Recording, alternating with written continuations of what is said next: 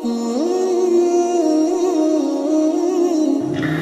الله الرحمن الرحيم. اللهم إني أسألك برحمتك التي وسعت كل شيء وبقوتك التي قهرت بها كل شيء وخزعلها كل شيء وزللها كل شيء وبجبروتك التي غلبت بها كل شيء وبعزتك التي لا يقوم لها شيء وبعزمتك التي مألات كل شيء وبسلطانك الذي على كل شيء وبوجهك الباقي بعد فناء كل شيء وبأسمائك التي ملأت أركان كل شيء وبعلمك الذي أحاط بكل شيء وبنور وجهك الذي أضاء له كل شيء يا نور يا قدوس يا أول الأولين ويا آخر الآخرين. اللهم اغفر لي الذنوب التي تهتك العصام. اللهم اغفر لي الذنوب التي تنذر النقام. اللهم اغفر لي الذنوب التي تغير النعم. اللهم اغفر لي الذنوب التي تحبس الدعاء. اللهم اغفر لي الذنوب التي تنزل البلاء. اللهم اغفر لي كل ذنب أذنبت وكل خطيئة أخطأتها. اللهم إني أتقرب إليك بذكرك واستشفع بك إلى نفسك وأسألك بجهودك أن تثنيني من قربك وأن توزعني شكرك وأن تلهمني ذكرك. اللهم إني أسألك سؤال خاضع متذلل خاشع أن تسامحني وترحمني وتجعلني بقسمك راضيا قانعا وفي جميع الأحوال متوازعا. اللهم واسألك سؤال من استبدت فاقته عن ذلك من الشدائد حاجته وأجمل فيما عندك رغبته. اللهم أعلم سلطانك وعلى مكانك وخفي مكرك وزهر أمرك وغلى قهرك وجرت قدرتك ولا يمكن الفرار من حكومتك. اللهم لا أجد لذنوب غافرا ولا لقبائل ساترا ولا لشيء من عمل قبيح بالحسن مبدلا غيرك لا إله إلا أنت سبحانك وبحمدك. ظلمت نفسي وتجرأت بجهلي وسكنت إلى قديم ذكرك لي ومنك علي. اللهم مولاي كم من قبيح سترته وكم من فاده من البلايا قلت وكم من إسار وقيته وكم من مكروه دفعت وكم من سناء جميل لست أهلا له نشرته. اللهم أعزم بلائي وأفلت بي سوء حالي وقصدت بأعمالي وقعدت بأعلالي وأبسني عن نفسي بعد عملي وخدعت الدنيا بغرورها ونفسي بجنايتها ومثال يا سيدي. فأسألك بعزتك ألا يهجم عنك دعائي سوء عملي وفعالي ولا تفزحني بخفي ما اطلعت عليه من سري ولا تعاجلني بالعقوبة على ما عملت في خلواتي من سوء فعلي وإساءتي ودوام التفليت والجهالة وكسرة شهواتي وغفلتي. وكن اللهم بعزتك لي في كل الأحوال رؤوفا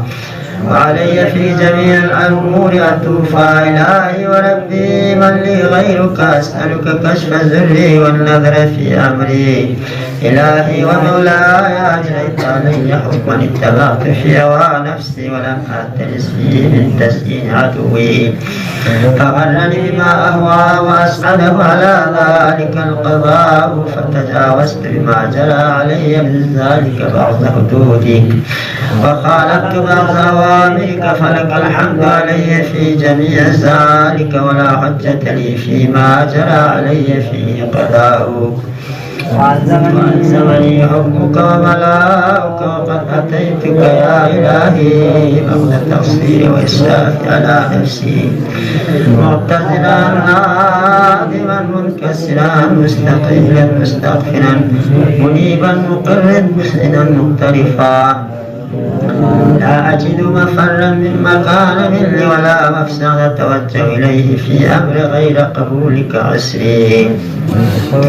وإدخالك إياي في سعة رحمتك. اللهم فاغفر عسري وارحم شدة ذلي وفك لشد وساقي.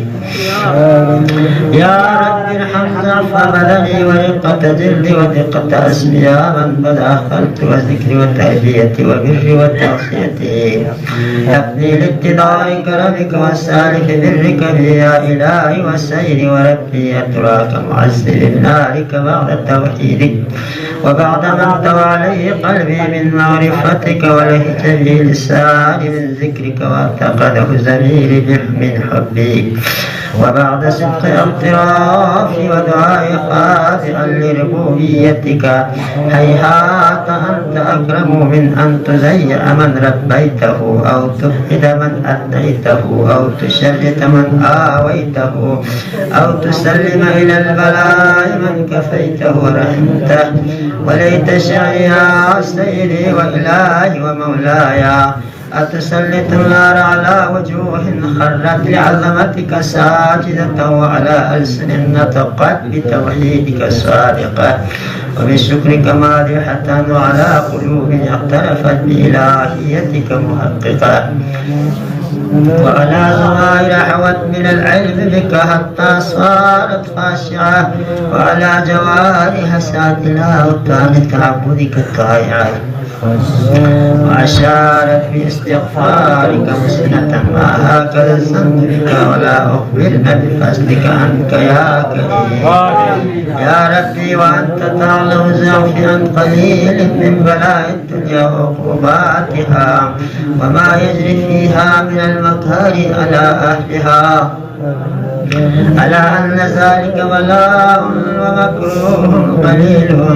قليله مكسو يسير بقاؤه قصير مدته. فكيف احتمال لبلاء الآخرة وجليل وقوع المكاره فيها وهو بلاء تطول مدته ويدوم مقامه ولا يخفف عن أهله لأنه لا يكون إلا عن غضبك وانتقامك وسخطك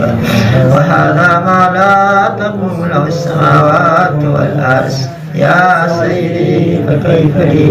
وأنا عبدك الضعيف الذليل الحقير المسكين المستكين. يا إلهي وربي والسيد ومولاي لأي الأمور إليك أشكو ولما منها زدت وأبكي لعليم العذاب وشدته. أمر طول البلاء مدته فلئن سيرتني للعقوبات مع أعدائك وجمعت بيني وبين أهل بلائك وفرقت بيني وبين أهل أحبائك وأوليائك. هبني يا إلهي وسيدي ومولاي وربي صبرت على عذابك فكيف أسبر على فراقك وهبني صبرت على هرنائك فكيف أسبر عن النصر إلى كرامتك. أم كيف أسكن في النار والرجاء عفوك فبأسرتك يا سيدي ومولاي أقسم صادقا لئن تركتني ناطقا لأزجن إليك بين أهل هذا جيج الآملين ولأشرقن إليك صراخ المستشرقين ولأبكين عليك بكاء الفاقدين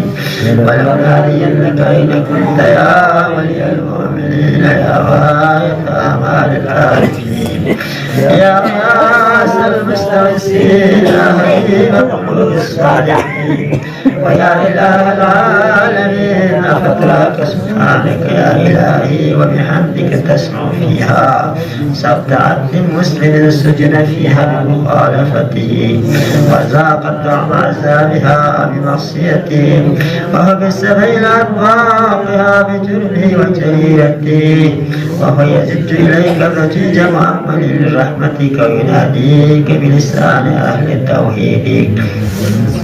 ويتوسل إليك بربوبيتك يا مولاي فكيف يبقى في العذاب وهو يرجو ما سلف من حلمك أم كيف تؤلمه النار وهو يأمل فضلك ورحمتك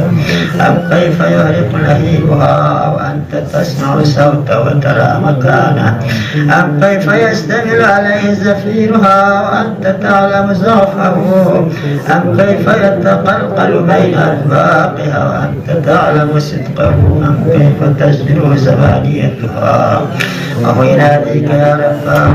أم كيف يرجو فضلك في إتق منها فتتركه فيها هيهات ما ذلك الذنب بك ولا المعروف من فضلك ولا مشبه لما عاملت به الموحدين من بفك وإحسانك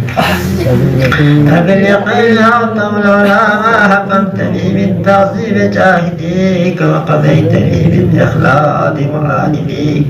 لجعلت النار كل بردا وسلاما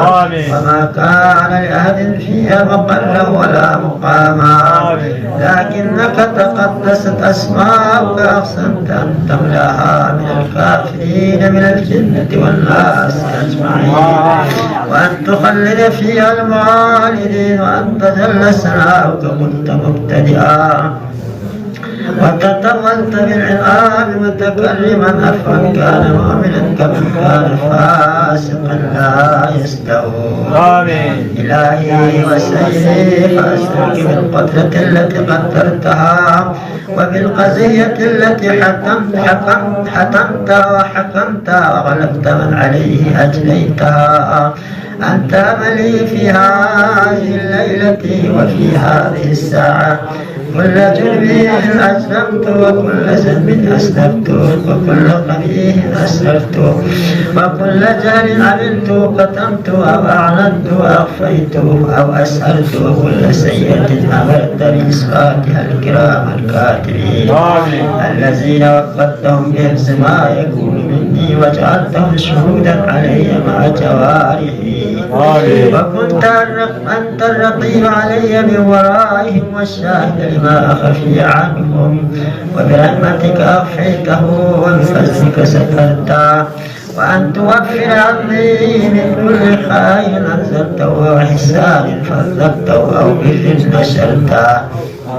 أو إثم بسطته أو ذنب تغفره أو خطأ تستره يا ربي يا ربي يا ربي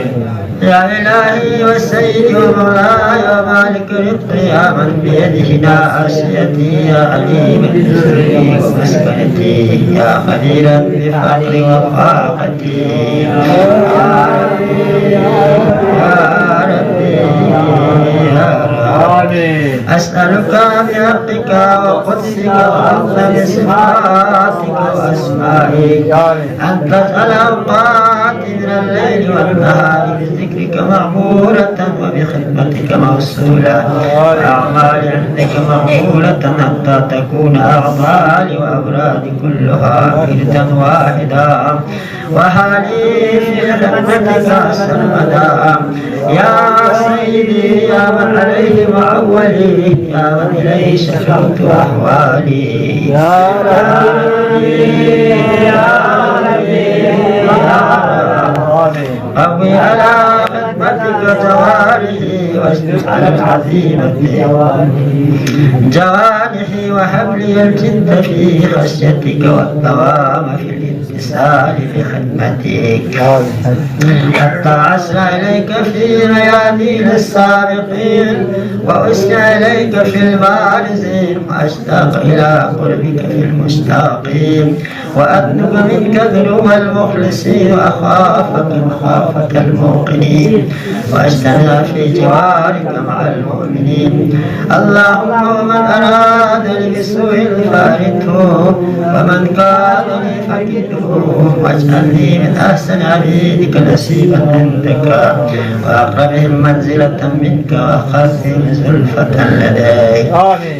فإنه لا ينال ذلك إلا بفضلك وجدني بجودك وألطف علي بمجدك واحفظني برحمتك واجعل لساني بذكرك لهجا وقلبي بحبك متيما ومن علي بحسن إجابتك وأقل عسرتي واغفر زلتي فإنك قضيت على عبادك لعبادتي وأمرتهم بدعائك وزمنت لهم الإجابة فإليك يا ربي نسبت وجهي وإليك يا ربي نبتهي فبأسلمك استجب لدعائي وولع مولاي ولا تقطع من فضلك رجائي وفي شر الجن والإنس من أعدائي يا سميع الدعاء غفر لمن لا يملك إلا الدعاء فإنك فعال لما تشاء يا من اسمه وذكره شفاء وطاعته ذراع ارحم من راس ماله الرجاء وسلاحه البكاء يا سامع النعم يا دافع النقم يا نور المستغيثين في الظلم يا عالم الله وعلام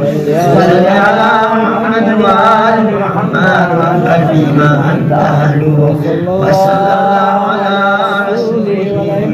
والأئمة الميامين من آله وسلم تسليما كثيرا برحمتك يا